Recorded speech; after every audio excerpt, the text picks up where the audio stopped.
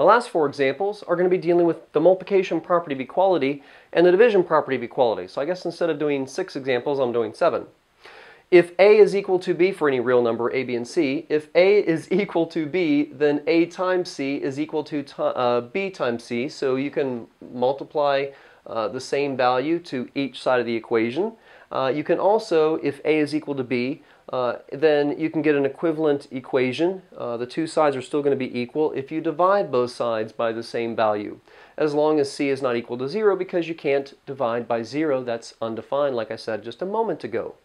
And really, it wouldn't make sense to multiply 0 to both sides of the equation either, because then you're just going to have 0 equals 0. Anything times 0 is 0, variables or numbers, because, well, all a variable is a number that we don't know. And why would you just completely get rid of a variable by multiplying it by 0? You'll have a true statement, but you won't know what what that unknown would have been to make the two sides equal. So really, that should just say C cannot equal 0 as well. So our first example of these four is going back to that original problem about the traveling question. You know, how many hours is it going to take for you to drive 200 miles if you're going 50 miles per hour? Now, again, we already knew it was equal to 4. Or at least we can understand that if we know our mental math really well. But again, we have this equal sign separating the left side of the equation from the right. The variable is on the right-hand side of the equation this time. And with that variable of hours, we have a multiplication of 50. Whenever a number and a variable are touching, I know I wrote the entire word, but whenever a variable and a coefficient and a variable are touching, that means that they're connected by the math operation of a multiplication. And so the inverse math operation of multiplication is division. 50 divided by 50 is equal to 1, not 0 like sometimes students think, because if you were to then multiply by 0, your variable would be gone. But 50 divided by 50 is 1, so we're left with H, or hours. And when you're reducing this fraction here, both of these values ending with a 0 means that both 200 and 50, they're both divisible by 10. I can divide the top and bottom by 10, and 200 divided by 10 is 20, and 50 divided by 10 is equal to 5. And now that we're down to 20 over 5, those two numbers are also divisible by 5, and I can show that by dividing the numerator and denominator by 5, or I could write, and we're going to reduce that down to 4 over 1, or 4 hours, or I could write that as 20 is equal to 4 times 5 over 5, and show that division of 5. Again, anything divided by itself is equal to 1, and that's another way of showing the reduction until you get down to 4 hours. So it is going to take you 4 hours to travel 200 miles if you are traveling at 50 miles per hour. Our second example over here is we have x divided by -2 is equal to 17. And a fraction bar, that's what it represents. A fraction bar represents division. So if you have a fraction, if you will, this is x divided by -2. You can look at it that way and go, well, hey, the opposite of dividing by -2 is to multiply both sides by -2. And you might write it like that. I think it'd be a very good idea to write that -2 over 1 to see the numerator and denominator of those fractions lining up. And there's all kinds of ways we can look at this. We can say, well, the -2 and the -2, I see this as division. I'm multiplying. Multiplication and division are inverse math operations, so they're going to cancel each other out, giving us x is equal to positive times negative is negative. 10 times 2 is 20, and 7 times 2 is 14, and 20 and 14 is going to be -34. Now, you could also say, well, -2 times the coefficient, the implied coefficient of 1 that's in front of the x, -2 times 1 is -2. -1 times -2 is also -2. And then see that, just reemphasizing just that much more, that it's -2 over -2, and anything divided by itself is equal to 1. and maybe just take one more step to write your final answer, that the unknown, the x, has to be equal to negative 34. And then to check your answer, is negative 34, which is what we believe x to be, divided by negative 2, is that indeed equal to 17? Well, when you divide two negatives, you get a positive answer, and 34 divided by 2 is indeed equal to 17. So we know that negative 34 is a correct answer.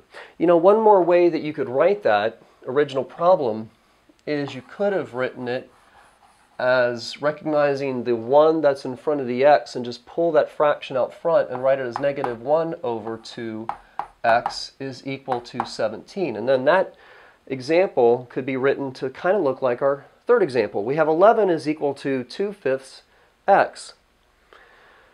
Now, I can get rid of this coefficient of 2/5 in 2 steps. I can see the division of 5 and multiply both sides by 5. And we could, well, I wasn't going to show it, but we could multiply both sides by 5. That would give us 55 is equal to 2x, and then divide both sides by 2 and get whatever the final answer is going to be here in a second. But I would be working that out in 2 steps, which is okay if it helps you get the fractions done more accurately, but you don't have to do it in 2 steps. You can remember that with fractions, when you multiply reciprocals, that means when you flip a number like, negative 3/4 times negative 4/3, taking that fraction and writing the reciprocal, 3 times 4 is going to be negative 3 times negative 4 is going to be 12, and positive 4 over times positive 3 is going to be 12, and anything divided by itself is going to be equal to 1, or the 4 in the numerator, that factor of 4 in the numerator is going to cancel with this factor of 4 in that denominator, and likewise the 3's are going to cancel out, and you get 1 as well. When you multiply reciprocals, you always get an answer of 1. And that means you're just simply flipping the fraction, not changing the sign, just flipping the fraction. So if I want to get this coefficient to be 1 in 1 step, I multiply both sides of the equation. What color am I going to pick here? Well, it's already an orange, so let's pick green. I'm going to multiply both sides of this equation. Let's write it like this. I'm trying to keep the color separated so you can keep the examples clear. We're going to multiply both sides of this equation by 5 over 2. And again, seeing that now we have a multiplication of a fraction on the left-hand side of the equation, we're going to write that 11 to be over 1 so I can get the numerators and denominators to line up properly. And how many steps do I want to take this in? 2 times 5 is 10. 5 times 2 is 10x. We have 5 times 11, which is 55. And we have 2 times 1, which is going to be 2. And anything divided by itself is 1. So we're left down here with just x is equal to 55 over 2. And that's a perfect answer if your teacher is happy with an improper fraction. If you need to write your answer as a mixed fraction, well, 55 divided by 2, let's see here. 2 times 2 is 4. Subtract, bring that 1 down, bring down 15. How many 2's are in 15? That's going to be 7, right? And 2 times 7 is 14. That's going to give us a remainder of 1. And I don't know why I wrote it there because I'm running out of space. But that means our mixed fraction is going to be the equivalent of 55 over 2 is going to be 27 and 1/2. And if I want to make sure that this actually is indeed the correct answer, I would not work with the mixed fraction but go to the improper one. And our check is going to be, I guess I could put it here,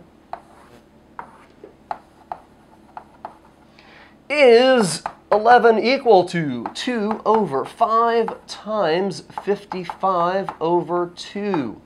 Well, these factors of 2 are going to cancel out, leaving us with 55 over 5, and that does come out to be 11. So the left and the right-hand sides do come out to be equal. I got one more example. Just to another example. Might as well call this a review of fractions. But another example dealing with fractions. We're going to start off with a mixed fraction. Make sure we get that written as an improper fraction, and then finish the example. Our last example, again with fractions, and I'm doing all these fractions not only because they're a weakness in a lot of they're a weak point in a lot of student skills, but there really isn't that much to solving one-step equations unless you have these more challenging problems. And so we have negative 3 and 4/5 x. Is it what is the value of x that makes the left side of the equation equal to the right, which is 3/7. Okay, so again, mixed fractions are great. If I want to describe my height, I'm going to start off by saying that I'm 5 foot and then finish with the part of the remaining foot that I am equal to in height. They're nice for reporting a final value, but they're not nice to work with. So we're going to write this mixed fraction as an improper fraction. We're going to ignore the negative is there, and we're going to do 5 times 3, which is 15, and then we're going to add in that part, that remainder, if you will, that we that we would have gotten if we were dividing, of 4. So 3 times 5 is, or 5 times 3 is 15, plus 4 is 19 over 5 times x is equal to 3/7, but now don't forget that negative, and this is what we are solving for. Now again, to get rid of that coefficient, which is a fraction, we're going to multiply both sides of the equation by negative. I don't want to change the sign. Flip the fractions. We're going to have 5/19. And you can pretty much do whatever you want to an equation as long as you do it once to each side of the equation. And the 5 divided by 5 are going to cancel out, and the 19 divided by 19 are going to cancel out. Or you have to multiply these together and multiply these together, and you'll see that you have you got the same number, but you're dividing it by itself, so it is going to come out to be 1. And over here, we've got no common factors. So we have 3 times negative 5, which is negative 15 over... Okay, now, if I wanted to do 19 times 7 and, completely work it out by hand, we would, do 7 times 9 is 63, carry over the 6, and 7 times 1 is 7, and then 7 times 6 is going to be equal to, plus. 7 times 1 is 7, plus 6 is going to be 13, and thus we have 133. Now, you might have noticed when I do it verbally or mentally, I do 6 times the 1 in the tens place, so 6 times 10 is 70, and then, I think I just said 6. 7 times 1 is 70, if I did say it wrong, and 7 times 9 is 63. That's where that was stuck in my head. I don't know if I said it right or wrong, but 70 and 63, if you can add those in your head, with the 7 and the 6 being 13, you can get 133 with mental math. And that is the final answer. If you want to make sure that this is actually going to be the correct answer, or is the correct answer, I suggest not plugging it into the original problem, but plugging it into here where you have the improper fraction, and check, does negative 19 over 5 times negative 15 over 133, does that indeed equal 3/7? And it will check out, and that is the end of my last example. I'm Mr. True. Bam! Go do your homework.